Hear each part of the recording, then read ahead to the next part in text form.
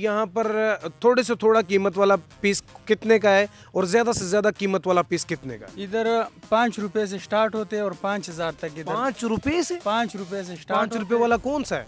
5 रुपए का लाला भी ये किस्म 5 रुपए का तो जिप नहीं है खाली। है। बस हम ये चेक करें, ये 5 रुपए की दे रहे हैं। ये जो आप शर्ट देख रहे हैं ये 5 रुपए की शर्ट है और ये भी 5-5 रुपए की शर्ट्स लगी हुई हैं। ये सारा 5 ये हुडी चेक करें कितनी खूबसूरत है। ये हुडी ये भी 5 रुपए की है। 100 रुपए में हम सिर्फ बेच रहे हैं। हाँ क्या कह रहे हो? 100 रुपए में बिल्कुल। आप ये हैरान हो ये पीस चेक करें अंदर से और बाहर से। ये स्टेशन वाले लंडे में हॉस्पिटल में 5-5 हजार का मिलते हैं। 5-5 पर कट टोन में आपको 100 रुपए का मिलता ये लेडीज के लिए भी है, जेंट्स के लिए भी है, बच्चों के लिए भी है, बुजुर्गों के लिए भी है। लॉन्ग कोट की तो आजकल बड़ी वैल्यू है। है। जिसका कम अज कम भी जो हाथ में बेचते हैं ना रेडियो पे वो भी 1,800 का बेचते हैं। हम 200 रुपए लगाए।